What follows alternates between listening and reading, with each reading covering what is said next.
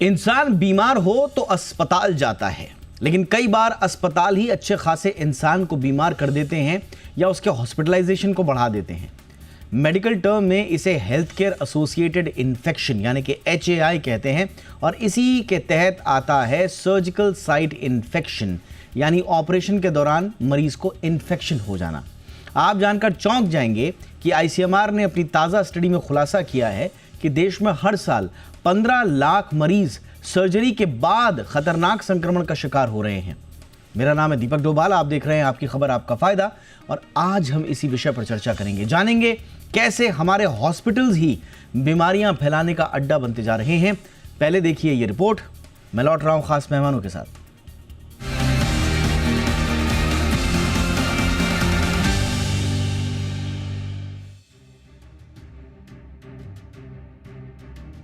अस्पताल एक ऐसी जगह जहां मरीज अपनी बीमारियों का इलाज करवाने जाते हैं, लेकिन क्या हो अगर वही अस्पताल आपके लिए नई परेशानियां लेकर आ जाए। ये सुनकर आपको हैरानी होगी, लेकिन भारत में हर साल लाखों मरीज अस्पताल में इलाज के दौरान संक्रमण का शिकार हो रहे हैं। इसे मेडिकल भाषा में हेल्थ केयर एसोसिएटेड इन्फेक्शन यानी HAI कहते हैं और इसी के तहत आता है सर्जिकल साइट इन्फेक्शन यानी ऑपरेशन के दौरान मरीज को इन्फेक्शन हो जाना। आप जानकर चौंक जाएंगे कि ICMR ने अपनी स्टडी में खुलासा किया है कि देश में हर साल लगभग 15 लाख मरीज सर्जरी के बाद इस गंभीर संक्रमण का शिकार हो रहे हैं। रिपोर्ट के मुताबिक भारत में SSI यानी सर्जिकल साइट इन्फेक्शन का एवरेज रेट 5.2% है, जो कई हाई इनकम कंट्रीज की तुलना में अधिक है। ये स्थिति विशेष रूप से ऑर्थोपेडिक सर्जरी के मामलों में अधिक गंभीर है, जहां इसका एवरेज रेट 54.2% तक पहुंच चुका है। ICMR रिपोर्ट बताती है कि सर्जिकल साइट इन्फेक्शन तब होता है जब सर्जरी के बाद घाव की जगह पर बैक्टीरिया संक्रमण फैलाते हैं। इसके कारण कॉम्प्लिकेशन होने लगते हैं।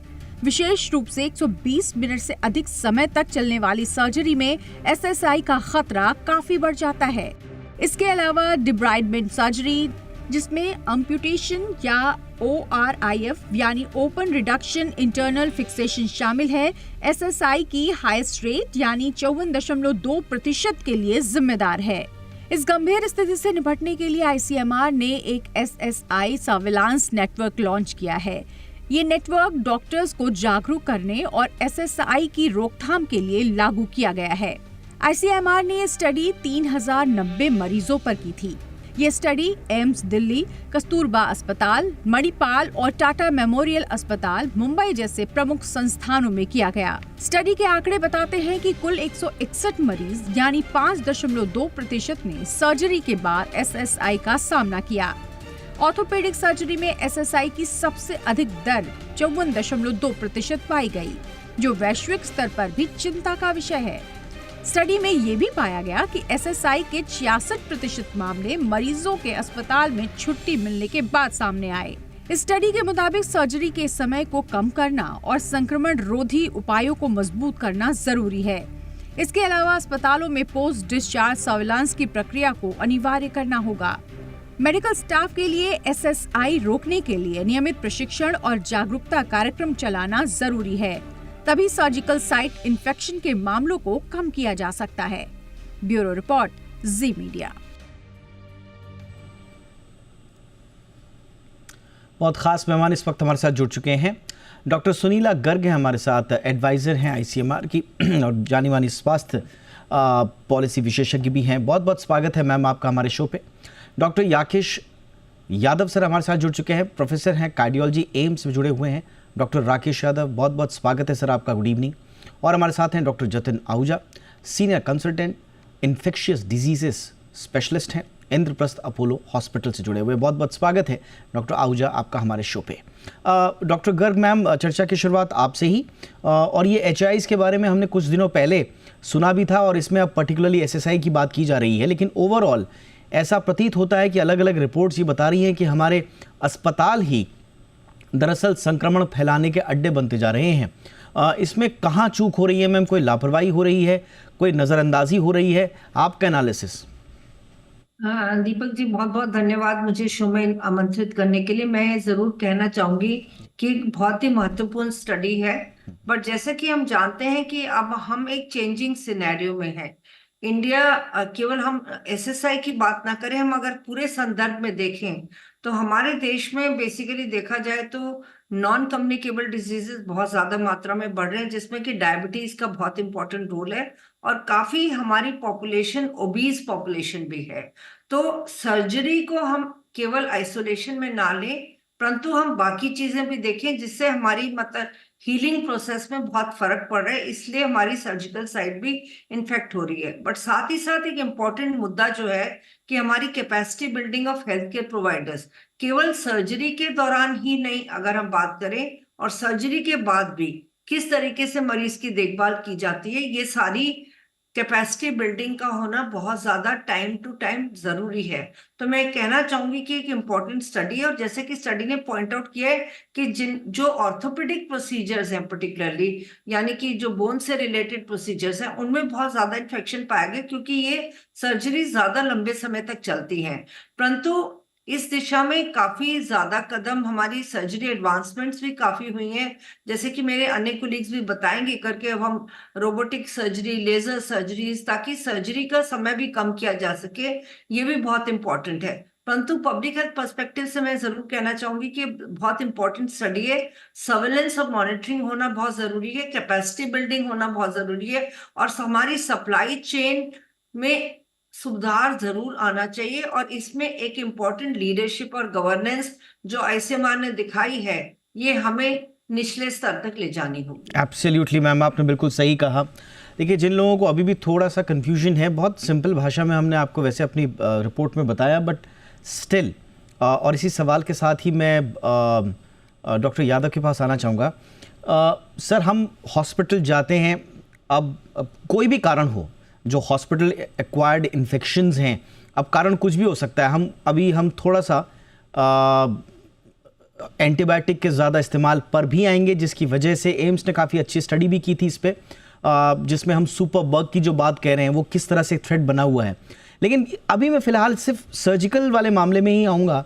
ये इसलिए इम्पॉर्टेंट है क्योंकि ये भी देखना होगा कि क्या हम हाइजीन ड्यूरिंग सर्जरी या हॉस्पिटलाइजेशन, क्या हम प्रॉपर हाइजीन बरत रहे हैं या नहीं बरत रहे हैं।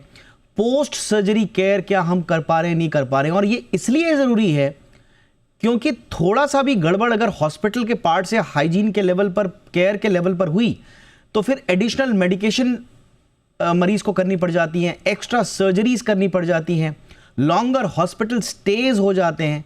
ओवरऑल जो कॉस्ट ऑफ ट्रीटमेंट है डॉक्टर यादव सर, वो बढ़ जाता है, वो महंगा हो जाता है। और वो फिर सवाल यही पूछेगा कि भाई मेरी इसमें क्या गलती थी, मैं तो आया था हॉस्पिटल इलाज कराने, आपने मुझे ज्यादा बीमार कर दिया। ये आपने बिल्कुल सही बोला है। ये सारा का सारा जो सर्जिकल इन्फेक्शन है, ये हॉस्पिटल का दिया हुआ है। अगर आप प्रॉपर प्रिकॉशन लें, बहुत बार देखा, जैसे हम अपनी एम्स में कहते हैं, हमारे यहाँ पेसमेकर लगता है, वो भी सर्जिकल इन्फेक्शन हो सकता है। पेसमेकर इन्फेक्ट होके आते हैं, बाहर के बहुत मरीज आते हैं हमारे पास। क्या प्रिकॉशन लें? हम अपनी कैथ लैब में यूजुअली कैथ लैब को रोज फ्यूमिगेट करते हैं। फ्यूमिगेशन का मतलब उसको डिसइंफेक्ट करते हैं। हम सिर्फ पेसमेकर के पेशेंट ही वहां करते हैं, सुबह अर्ली करते हैं। ये नहीं कि वहां रूटीन एंजियोग्राफी हो रही है उसके बाद हमने पेसमेकर लगा दिया, क्योंकि एटमॉस्फेयर में भी मरीज बैक्टीरिया लेके आता है। हम वहां पर लोगों को अलाउ नहीं करते। हम प्रॉपर हाइजीनिक दस्ताने पहनते हैं। वो देखिए, एक याद रखिए, जो भी सर्जरी में इंफेक्शन होता है वो उसी समय डॉक्टर का किया हुआ इंफेक्शन है। एक बार 24 घंटे में अगर स्किन के ऊपर पतली लेयर बन जाए तो बाहर से इंफेक्शन नहीं हो सकता। तो ये मानना कि बाहर से इंफेक्शन लग गया, ये बिल्कुल गलत कंसेप्ट है। और एक और चीज हम लोग मानते हैं कि अगर आपने ड्यूरिंग सर्जरी बैक्टीरिया इंप्लांट कर दिए तो आप कुछ भी एंटीबायोटिक दें, वो नहीं मर सकते, क्योंकि वो इनर्ट ऑब्जेक्ट होता है। जो डिवाइसेस होती हैं, जो ऑर्थोपेडिक इंप्लांट होते हैं, उनमें ब्लड तो नहीं जाता है ना, वो तो लोहे के होते हैं। अगर उसमें बैक्टीरिया बैठ गया तो आप बाहर से कितनी भी एंटीबायोटिक दे दें, वो कभी ठीक नहीं होता। तो ये बिल्कुल सही है कि ये जो भी सर्जिकल रिलेटेड इंफेक्शन है, आप बहुत अच्छे अस्पतालों में देखिए, जहां सर्जरी होती है वहां कोई इंफेक्शन नहीं होता, बिकॉज वो एक एक चीज का प्रिकॉशन लेते हैं। हाँ, उससे सर्जिकल कॉस्ट बढ़ जाती है, ये अलग बात है। बट आप कुछ अस्पतालों में देखिए, हम ये सरकारी और नॉन सरकारी नहीं बोलेंगे, ये नॉन सरकारियों में भी होता है, प्राइवेट में भी होता है, प्रॉपर हाइजीन नहीं मेंटेन की गई, प्रॉपर आपके ओटीज नहीं क्लीन है, आप सिंगल यूज डिवाइस को बार बार इस्तेमाल करते हैं। जो डिवाइस एक बार इस्तेमाल होनी चाहिए वो कोई साइडेक्स में डाल के इस्तेमाल करता है, कोई उसको गैस स्टरलाइजेशन करके इस्तेमाल करता है, कोई स्पिरिट से क्लीन करके इस्तेमाल करते रहते हैं। तो ये सारी की सारी चीजें जिम्मेदार है। आप ये मत कहिए कि कहीं बाहर से इन्फेक्शन आता है, ये बिल्कुल सच बात है, ये इन्फेक्शन हम देते हैं। अगर आपने प्रॉपर क्लीन नहीं अपनी ओटी की, अपनी लैब्स क्लीन नहीं की, आपको इन्फेक्शन होना है। लोगों को बड़ी आदत है, हमारे यहाँ बड़े बड़े नाखून लेके सर्जरी करते हैं, प्रॉपर हैंड वॉश नहीं करते, गाउन कहेंगे तो ऐसे करके बैठ जाएंगे। बहुत बार देखा मास्क नहीं पहनते, आपने तमाम लाइव सर्जरी देखते हैं, जो लाइव सर्जरी कर रहा होता मुंह में मास्क ही नहीं पहनता और बोल रहा होता, उसका पूरा का पूरा थूक सर्जिकल साइड में जाता है। तो ये बिल्कुल सच है। ये जो स्टडी है इसमें मैं बिल्कुल नहीं मानता कि ओवर एग्जैजरेटेड स्टडी है। Absolutely. सर्जिकल, और हमारे में एक आदत हो गई कि एंटीबायोटिक दे देंगे इन्फेक्शन नहीं होगा। ये मैं आम पब्लिक को भी बताता हूं और डॉक्टरों को भी बताता हूं, एंटीबायोटिक कभी भी इन्फेक्शन प्रिवेंट नहीं करती। इसलिए दुनिया की हर जगह सिर्फ सर्जरी से पहले एंटीबायोटिक दी जाती है, सर्जरी के बाद वो कहते हैं कोई रोल ही नहीं है। हाँ, ये बिल्कुल जैसे मैडम ने कहा, जितनी लंबी सर्जरी करेंगे उतनी आप अपने हाथों को इधर उधर टच करेंगे, उतना एटमॉस्फेयर से बैक्टीरिया गिरेगा, आपको पसीना आएगा, फिर पीछे से पंखा लगा लेंगे, आपकी ओटीज क्लीन नहीं है, आपके एसी डक्ट क्लीन नहीं है, उसके अंदर फंगस भरी हुई है। बिल्कुल ये बिल्कुल सच है, ये सारा का सारा हमारा दिया हुआ है। ये absolutely sir, thank you so much for this input, क्योंकि ये थोड़ा सा एक अंडरस्टैंडिंग के लिए, एक आम आदमी के लिए बहुत ज़रूरी था।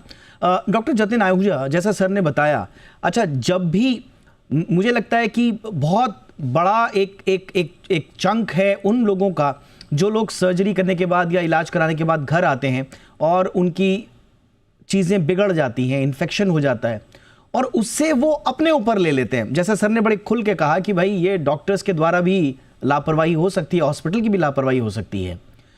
खास तौर से हमने देखा, सर ने जिक्र किया, मैं भी इसका छोटा सा एग्जाम्पल दे रहा हूँ, बहुत सारे लोग आते हैं जो पेसमेकर सर्जरी के बाद घर आते हैं और वो वहाँ पर जहाँ पर पेसमेकर लगा होता है वहाँ पर पस जमना शुरू हो जाता है और ये कह दिया जाता है, बहुत आसानी से कह दिया जाता है मरीज़ को कि साहब आपकी बॉडी ने पेसमेकर रिजेक्ट कर दिया, अब दोबारा उसका ऑपरेशन होगा और मरीज़ उसको अपनी नियति मान लेता है।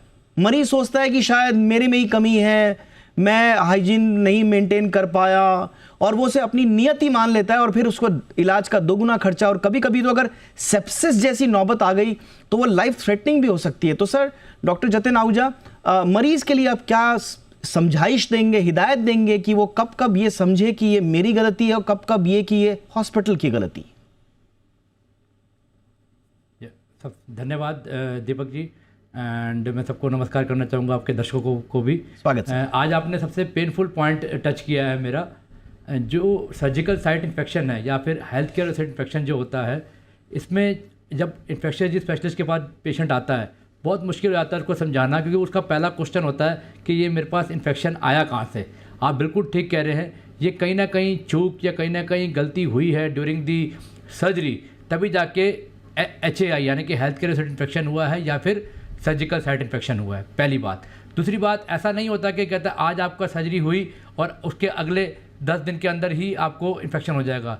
सर्जिकल साइट इन्फेक्शन की अगर डेफिनेशन की बात करें तो जो इन्फेक्शन सर्जरी होने के पश्चात और विद इन 30 डेज़ के अंदर अगर आपको इन्फेक्शन हो रहा है तो वो सर्जिकल साइट इन्फेक्शन की डेफिनेशन के अंदर फुलफिल होता है।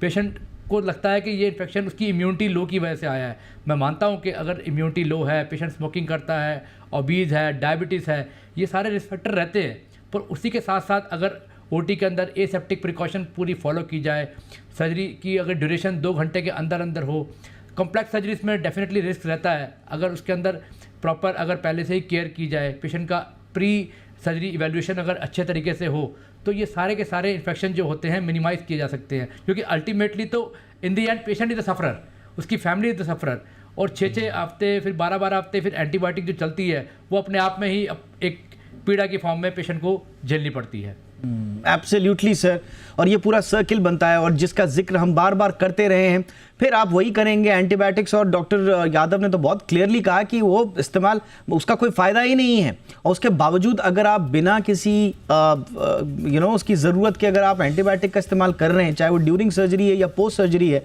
तो फिर बाद में वो सुपर बग में कन्वर्ट होगा ही होगा, उसमें एंटी माइक्रोबियल रेजिस्टेंस जैसे केसेस आएंगे ही आएंगे। और ये सिर्फ एक मरीज के लिए नहीं बल्कि पूरी मानव जाति के लिए कितना बड़ा खतरा बन चुका है, इस पर हम ऑलरेडी चर्चा करते रहे हैं, करते भी रहेंगे। तो कुल मिला के ये सर्किल कहीं रुकनी जरूर चाहिए। एक छोटे से ब्रेक के लिए मैं रुक रहा हूँ। ब्रेक के उस पार हम थोड़ा और गहराई में उतर कर ये बात करना चाहेंगे कि हॉस्पिटल्स के स्तर पर क्या किया जाए और मरीजों के स्तर पर क्या किया जाए, और साथ ही साथ में अगर 15 लाख केसेस आ रहे हैं एक साल में, आप डिवाइड करें तो 365, तो लगभग 4000 केसेस पर डे आ रहे हैं। 4000 cases per day surgical infections के अगर आ रहे हैं तो दिस इज अलार्मिंग। तो फिर ऐसे में क्या पॉलिसी इंटरवेंशन होना चाहिए, इस पर भी चर्चा एक छोटे से ब्रेक के बाद।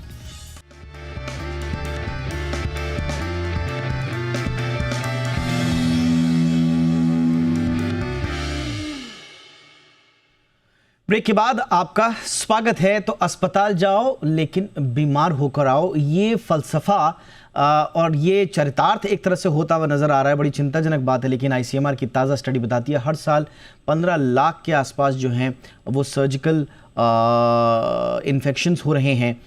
तो इसलिए आज हम इस पर चर्चा कर रहे हैं। गर्ग मैम, इसमें मैम पॉलिसी इंटरवेंशन, सरकारी इंटरवेंशन क्या अब होना चाहिए? जैसे मैंने बताया नंबर्स बहुत ज़्यादा है मैम, 15 लाख पर ईयर। ये एक बहुत इंपॉर्टेंट आपने क्वेश्चन उठाया, और मैं कहना चाहूंगी कि पॉलिसी लेवल पे ऑलरेडी रिक्वायरमेंट है कि हर एक हॉस्पिटल में हॉस्पिटल एसोसिएटेड इन्फेक्शन कमेटी हो, और टाइम टू टाइम वो इंस्पेक्ट करे कि कितने केसेस सर्जिकल इंटरवेंशन के दौरान या सर्जरीज के द्वारा हो रहे हैं और कितने केसेस अदरवाइज हो रहे हैं। तो और प्लस कैसे कैसे हर एक हॉस्पिटल की अपनी अपनी प्रोटोकॉल बनती है कि कैसे हमने डिफरेंट साइट्स को, चाहे वो ऑपरेशन थिएटर्स हैं, चाहे वो वार्ड्स हैं, चाहे वो नॉर्मल एरियाज हैं, किस तरीके से हमें रेगुलरली उनको इंस्पेक्ट करना है। जो माइक्रो ऑर्गेनिजम्स हैं, किस तरह से ओटीज को हमने फ्यूमिगेट करना है। तो जैसे डॉक्टर यादव बता रहे थे, टाइम टू टाइम हमें बहुत इंपॉर्टेंट मेजर्स लेने हैं। तो already policy is in place, but implementation of policy is very very important. तो उसका सर्वेलेंस होना जरूरी है। हमारी एक ऑलरेडी स्टडी हो चुकी है प्रोवाइडर्स प्रैक्टिसेस के ऊपर, सिमिलर सर्जरीज की, जो कि ऑब्स्टेटिक्स एंड गायनेकोलॉजी से रिलेटेड थे, सिजेरियन सेक्शंस वगैरह से। तो हमने देखा कि काफी साइट्स में बहुत वेरिएशन है। तो कम से कम एक तो सर्जिकल प्रोसीजर है, दूसरा स्टैंडर्ड ऑपरेटिंग प्रोसीजर क्या है, इसकी मॉनिटरिंग होनी बहुत जरूरी है। कैपेसिटी बिल्डिंग ऑफ प्रोवाइडर्स होनी बहुत जरूरी है। टाइमली डिस्चार्ज होना, ये नहीं कि मरीज को अगर जरूरत है 4 दिन अस्पताल में रहने की, वो 8 दिन रह रहा है। तो ये इन चीजों का पॉलिसी इंप्लीमेंटेशन होना बहुत जरूरी है। तो मैं कहूँगी कि यहाँ पे हॉस्पिटल इन्फेक्शन कमेटी का, ये आपने बहुत सही वो दिया मैम कि जिस तरह से अलग अलग कमिटीज होती हैं, उसी तरह से अगर HAIs कमिटीज बन जाएं, हॉस्पिटल एक्वायर्ड इन्फेक्शन कमेटी या हॉस्पिटल इन्फेक्शन या हाइजीन कमेटी, इस तरह की कमिटीज बन जाएं तो शायद कुछ बात बने। ये इसलिए ज़रूरी है डॉक्टर राकेश यादव, क्योंकि सर पहले तो एक मरीज को, सर जिसने सर्जरी कराई, अपने इलाज कराया, घर गया, चीरा था वो पक गया, घाव बन गया, सूजन आ गई, दर्द हो गया, पस निकलना शुरू हो गया, या त्वचा में रैशेस वगैरह आ गए, तो उसे इमीडिएटली सर कैसे इसको हैंडल करना चाहिए? क्या वो पैनिक होके चला जाए कि बिल्कुल साहब हॉस्पिटल पे ब्लेम करना शुरू कर दे कि आप ही ने इन्फेक्शन दिया? तो ये एक आप सलाह क्या देंगे, कैसे पता चले कि ये हॉस्पिटल से आया है और हॉस्पिटल की जिम्मेदारी भी तय हो पाए, लेकिन बिना किसी फसाद के, लड़ाई झगड़े के? आप किस तरह की सलाह देंगे? दो चीज है, एक सर्जरी वो होती है जिसमें कोई इम्प्लांट नहीं जाता, जैसे आपने अपेंडिक्स की सर्जरी कर दी, इसमें कोई इम्प्लांट अंदर नहीं गया। एक सर्जरी होती है जिसमें हम इम्प्लांट लगाते हैं, जैसे ऑर्थोपेडिक सर्जरी है, आपने नेल लगाई, आपने प्लेट लगाई, आपने टोटल नी रिप्लेसमेंट किया। कार्डियोलॉजी की है जिसमें आपने पेसमेकर डाला, स्टंट डाला, और भी बहुत चीजें जहां इम्प्लांट डलते हैं। एक चीज याद रखिए, अगर वो इम्प्लांट इन्फेक्ट हो गया तो आपके पास दूसरा कोई रास्ता नहीं है उस इम्प्लांट को निकाल के दूसरा डालना। बहुत बार ऐसा होता है कि लोग कहते हैं अरे एंटीबायोटिक खाते रहो शायद ठीक हो जाए। हम लोग देखा 6-6 महीने एंटीबायोटिक खाते हैं, फिर पस थोड़ा सा रुक जाएगा, थोड़े दिन बाद फिर आ जाएगा। तो एक चीज बिल्कुल याद रखिए कि अगर आप में इम्प्लांट डला है और आपको पस डिस्चार्ज हो रहा हो, पस ये अंदर तक है, इम्प्लांट साइड तक है, कृपया करके एंटीबायोटिक खिला खिला के मरीजों की ऐसी तैसी ना करें, उस इम्प्लांट को निकालें, वो जल्दी इलाज होगा। और दूसरी बात है, ये सारा हॉस्पिटल एक्वायर्ड इन्फेक्शन है, इनके ज्यादातर बैक्टीरिया कॉमन एंटीबायोटिक से रेजिस्टेंस होते हैं, इसलिए एंटीबायोटिक भी 3rd जनरेशन 4th जनरेशन शुरू करनी पड़ती है, जो कॉस्टली बहुत है। और जैसे आपने कहा, जब हम 4th जनरेशन एंटीबायोटिक ऐसे रूटीन यूज करेंगे तो एंटीबायोटिक रेजिस्टेंस इनसे भी हो जाएगा। लास्ट में कुछ ऐसे बग होंगे जिसे सुपर बग कहते हैं, जिनका कोई इलाज ही नहीं होता। और मरीजों को एक बहुत इंपॉर्टेंट चीज हम हमेशा कहेंगे, अगर आपको लगता है कि आपकी सर्जिकल साइट में पस आ रहा है, सूजन है, तो वेट ना करें घर पे कि अरे अगले हफ्ते चले जाएंगे, अपने आप ठीक हो जाएगा। आप तुरंत डॉक्टर को दिखाएं, क्योंकि अगर वो लोकलाइज पस है, फैला नहीं है, तो शायद लोकल चीरा से वो ठीक हो जाए, लेकिन वो पस अंदर चला गया, आपके इम्प्लांट को इन्फेक्ट कर दिया। और बहुत बार हम लोग ने देखा है कि एक नॉर्मल होता है घर में, चलो सेप्ट्रॉन खा लेते हैं, बड़े मरीजों में टेंडेंसी होती है। ये सब नहीं, अगर हुआ है तो आप डॉक्टर के पास जाएं, और जिस डॉक्टर के पास जाएं हम उनसे भी अनुरोध करते हैं कि इस इन्फेक्शन को सीरियसली लीजिए, बहुत सीरियसली लीजिए, क्योंकि ये इन्फेक्शन सिर्फ उस मरीज के लिए नहीं हार्मफुल होगा, ये एंटीबायोटिक रेजिस्टेंस बढ़ाएगा, ये सुपर बग पैदा करेगा, और उस मरीज के लिए फिर दोबारा इम्प्लांट करना पड़ेगा, सर्जिकल टाइमिंग बढ़ जाता, मरीज का एडमिशन टाइमिंग बढ़ जाता। इसलिए हम लोग कहते हैं फॉरेन बॉडी जो इन्फेक्शन बॉडी में होती है वो सबसे गंदी बीमारी है। एब्सोल्युटली सर, ये बिल्कुल क्लियर कट्स जो सरकार जो डॉक्टर यादव ने जो आपको हिदायत दी है, ये आपको ध्यान रखनी है, और ये मरीजों के लिए भी है, डॉक्टर्स के लिए भी है। डॉक्टर जतिन आहूजा, आप कुछ इसमें ऐड करना चाहेंगे सर, उन डॉक्टर्स के लिए जो अगर मरीज आ जाए इस तरह का, खास तौर से इम्प्लांट के मामले में, और फिर वो ठीकरा फोड़ने लग जाए मरीजों के ऊपर ही, उनके लिए आपकी क्या हिदायत होगी? जी देखिए, कहता है किसी को ब्लेम गेम खेलना that is not the right thing. पर अगर कहीं ना कहीं सर्जिकल साइट इन्फेक्शन हुआ है तो पेशेंट को समझाना पूरे तरीके से कि ये आपका सर्जिकल साइट इन्फेक्शन है, इम्प्लांट को अंदर रखना is not the right answer. उसी जिन डॉक्टर ने सर्जरी करी है उनसे बात भी करना बहुत अहम ज़रूरी होता है कि सर इसको एंटीबायोटिक की ज़रूरत नहीं है, पहले इसको आप इम्प्लांट निकालिए। जब तक इम्प्लांट नहीं निकलेगा तब तक ट्रीटमेंट नहीं हो पाएगा पूरे तरीके से। तो इमीडिएटली इम्प्लांट निकालना, अच्छे से अंदर की सफाई करना, क्लीनिंग करना, और अगर हो सके तो एंटीबायोटिक बीडेड, जिसे हम स्टिमुलान भी कहते हैं, उसको डालना उस एरिया में, और उसके बाद एंटीबायोटिक का प्रयोग करना, तभी इन्फेक्शन कंट्रोल हो पाएगा कुछ हफ्तों के अंदर। नहीं तो जैसे डॉक्टर यादव ने बताया, 6-6 महीने 1-1 साल दवाई खाते रहेंगे और वो इन्फेक्शन ठीक नहीं होगा। यहाँ तक कि मैंने तो ओपीडी में ये भी देखा है, कई लोग आफ्टर सर्जरी करने के बाद जो इन्फेक्शन होता है उनको ट्यूबरक्लोसिस बना देते हैं कि अब यहाँ पे टीबी आ गया है, और टीबी की दवाई स्टार्ट कर देते हैं 1-1.5 साल। तो ये बहुत ही ज़्यादा कॉमन इन्फेक्शन है। आप जैसा आपने बताया कि 4-4 हज़ार केसेस एक दिन में हो रहे हैं, this is tip of the iceberg. मैं कहूँगा हज़ारों इन्फेक्शन हो रहे हैं, 4000 से भी कई गुना ज़्यादा इन्फेक्शन हो रहे हैं, और डेली बेसिस पे हो रहे हैं। इतना बड़ा भारत देश है हमारा, तो कुछ ना कुछ इसमें पॉलिसी ऐसी लानी होगी। इंश्योरेंस प्रोवाइडर जो होते हैं बेचारे वही परेशान हो जाते हैं कि भैया अभी तो सर्जरी के लिए पैसा क्लेम किया था, 5 लाख की पॉलिसी थी, और अब दोबारा कहता है इन्फेक्शन हो गया है, तो पॉलिसी होती नहीं, घर वालों को अपने जेब से पैसा खर्च करना पड़ता है, 5 लाख की सर्जरी 50 लाख पे पहुंच जाती है।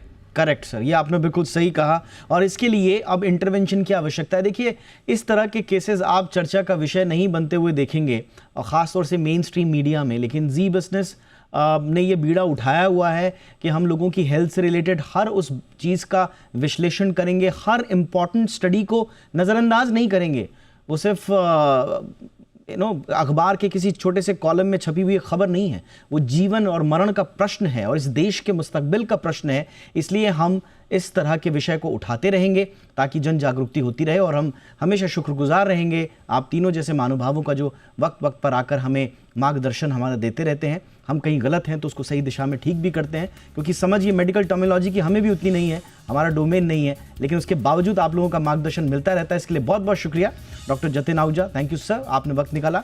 Doctor Rakesh Yadav sir, special thanks to you sir, बहुत इंपॉर्टेंट टाइम आप हमारे लिए निकालते हैं। डॉक्टर सुनीला गर्ग मैम हमेशा हमारे लिए वक्त निकालती हैं, थैंक यू मैम, बहुत बहुत शुक्रिया। आपकी खबर आपका फ़ायदा में इतना ही, नमस्कार, इजाज़त दीजिए।